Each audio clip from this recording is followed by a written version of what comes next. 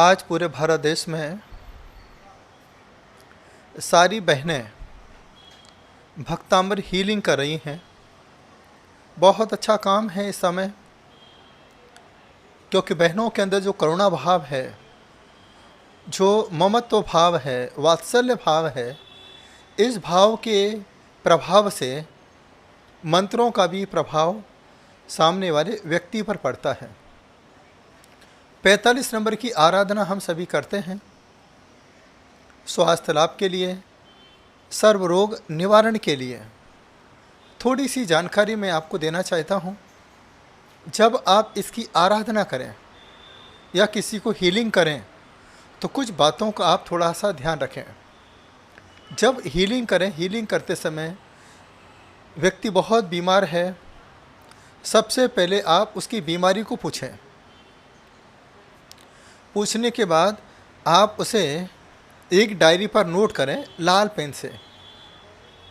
Note करने के बाद उसका नाम लिखें, उसका डेट ऑफ बर्थ लिखें, उसका टाइम लिखें और पूरी गहरी भावना के साथ, जैसे आपके हाथों में जो पावर है जिससे हम हीलिंग करते हैं, रेकी देते हैं, आप पहले इस तरीके से उस ओरा चक्र को बनाइए। इस तरीके से आप ओरा चक्र बनाना है, चारों तरफ से एनर्जी इकट्ठी करना है उस व्यक्ति का नाम लेकर के, और यही प्रार्थना करना है कि आज इस व्यक्ति का स्वास्थ्य अच्छा हो, ये इसका जन्मदिन है, ये इसका समय है, इसका समय अच्छा हो। ऐसे करके पूरी एनर्जी को इकट्ठा करना है।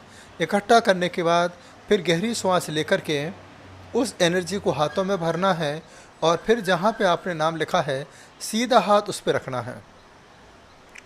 सीधा हाथ रखने के बाद मन ही मन में प्रेयर करना है, ध्यान करना है आदिनाथ भगवान का, कि वो साइंटिस्ट हैं, मानतुंगाचार्य का वो डॉक्टर हैं। जो कुछ भी आज मानतुंग स्वामी के पास आया है, आदिनाथ भगवान के प्रभाव से आया है। गहरी श्वास लेकर के आचार्य मानतुंग स्वामी को प्रणाम करें, प्रेयर करें कि जो कुछ भी आपने पाया है भक्तांबर पर मुझे बहुत श्रद्धान है। मुझे मानकर नहीं, भक्तांबर के श्रद्धान को मानकर यह जीव हमारे पास आया है। हे दिव्य शक्तियाँ, इस व्यक्ति को स्वास्थ्य लाभ हो। एक गहरी श्वास लेकर के उस फोटो पर बार बार 3 बार ऐसे हाथ ऊपर करके उस पर आप अपनी एनर्जी का शक्तिपात करें। उसके बाद जो व्यक्ति जहाँ पर हो, सबसे पहले उसको बोलना है कि अपना पैर यदि लेटा हो, पूर्व दिशा में उसे पैर करना है, क्योंकि सबसे पहले एनर्जी पूर्व दिशा से आती है। सूर्य पूर्व दिशा से निकलता है, सारी एनर्जी का शुभारंभ पूर्व दिशा से होता है। आप उसको पैर करा दीजिए। बैठा हो, उसे पूर्वमुखी कंपास से देख करके उसका मुंह होना चाहिए। उसके बाद सामने वाले व्यक्ति को बोलना है कि मैं यहाँ से काव्य पाठ कर रहा हूँ या कर रही हूँ। आपको पूरे मनोयोग के साथ इस काव्य को आत्मसात करना है। आत्मसात करने से मतलब जैसे ही मैं पहली लाइन बोलूँ, आपको श्वास पेट में भरना है और पेट को फुलाना है, क्योंकि यहाँ पर पेट को फुलाने की बात की है। जलोदर की बीमारी में जब पेट फूल जाता है, ऐसी भावना हमें यहाँ पर रखना है। और उसके बाद पढ़ने के लिए क्या करना है, अब सामने वाला व्यक्ति बहुत दुखी है, इस प्रकार की मुद्रा बनाइए जिसे अभय मुद्रा कहते हैं। ये अभय मुद्रा देखिए पोर्शन है, इस पोर्शन के माध्यम से और पूरी गहरी श्वास लेकर के पूरे मनोभाव के साथ फिर हमें वहाँ तक हीलिंग पहुँचाना है प्रेयर करते हुए। अब कैसे पढ़ना है पाठ, वो मैं आपके बीच में रखता हूँ। उसे महसूस कराना है कि जो बीमारी आपको हुई है पेट से चलकर हुई है, पेट के माध्यम से ही पूरे शरीर में बीमारी होती है। तो मानतुंग आचार्य यहाँ पर पेट पर ही अपना ध्यान केंद्रित करा रहे हैं। तो पढ़ना कैसे है, गहरी श्वास लेकर के उद्भू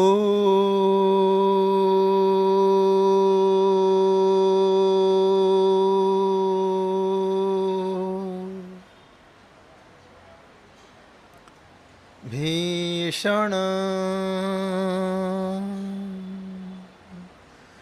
जलोदर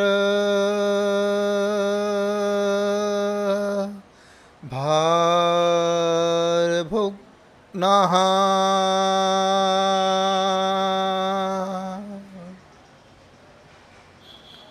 श्वास को पेट में भर लीजिए। श्वास के माध्यम से पेट को फुला लीजिए। दशा कैसी हो रही है उसकी चिंतनी है, सोचनी है, जीने की आशा छोड़ रहा है।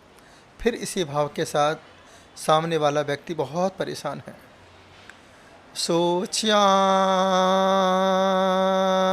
दशा मुपगताच्युत जीविता सहा।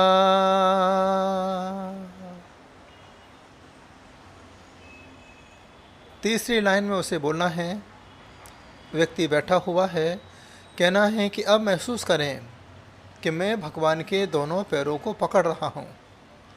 वहाँ से जो एनर्जी मिल रही है, जो मिट्टी मिल रही है जिसे रज कहते हैं, उस रज को मैं अपने शरीर पे लगा रहा हूँ। ऐसी भावना हमें तीसरी लाइन के माध्यम से सोचना है। ऐसे देखिए, ऐसे आप कर रहे होंगे तो एकदम आपके हाथों में वाइब्रेशन हो रहा होगा। फिर धीरे धीरे अपने हाथों को जिसको एनर्जी देना है ऐसे आगे हाथ ले जाइए और सामने वाले को बोलना है कि अब आपको आगे झुकना है। गहरी सांस लेकर के, और झुकने के बाद इन हाथों को ज़मीन पर टच करना है, क्योंकि यहाँ ग्रेविटेशन पावर होता है। इसी पावर से आपको पावर मिलने वाला है, जड़ है। त्वत्पादे पंकज, पकड़ो दोनों पैर, पकड़ लीजिए। बैठे हुए आदिनाथ भगवान हैं। अब यहाँ से क्या मिल रहा है? रज, उनकी चरणों की रज है, साधना की रज है। ऐसे फिर करके रजोमृत, अपनी मुट्ठी को ऐसे बांध करके जो मिट्टी ली है मैंने, लगाना कैसे है? देख देहा,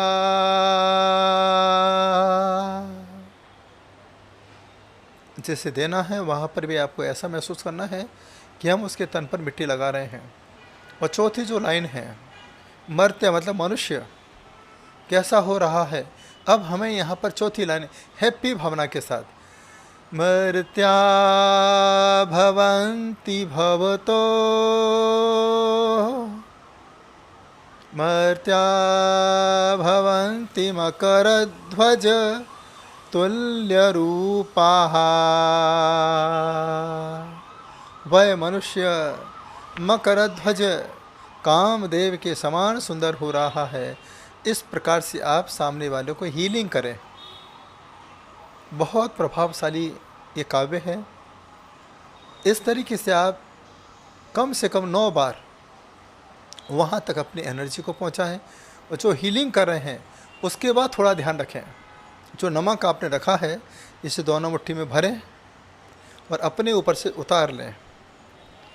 उतारें, फिर इसके बाद एंटी क्लॉकवाइज, पहले क्लॉकवाइज होता है जब एनर्जी देते हैं, वो उतारना है कि वो एनर्जी हमारे अंदर हावी ना हो। तो एंटी क्लॉकवाइज करके उस नमक के पानी से आपको हाथ धो लेना चाहिए, जिससे हमारे ऊपर संसार की कोई नकारात्मक ऊर्जा हावी ना हो सके।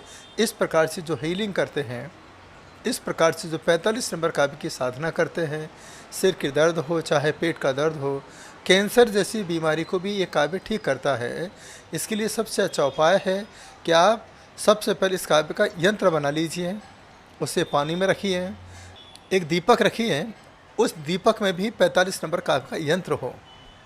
जब पूरी साधना आपकी हो जाए, जो दीपक में घी बचा है उसे नाभि में भरना है। जो पानी हमने रखा है चांदी के लोटे में रखिए, गिलास में रखिए, ये तांबे के लोटे में, उस पानी को धीरे धीरे पीना है, जल्दी जल्दी नहीं, चबा चबा के पीना है। तब जाके 45 नंबर काव्य आपके लिए बहुत प्रभावशाली हो सकता है। सारी बीमारी पेट से पैदा होती है।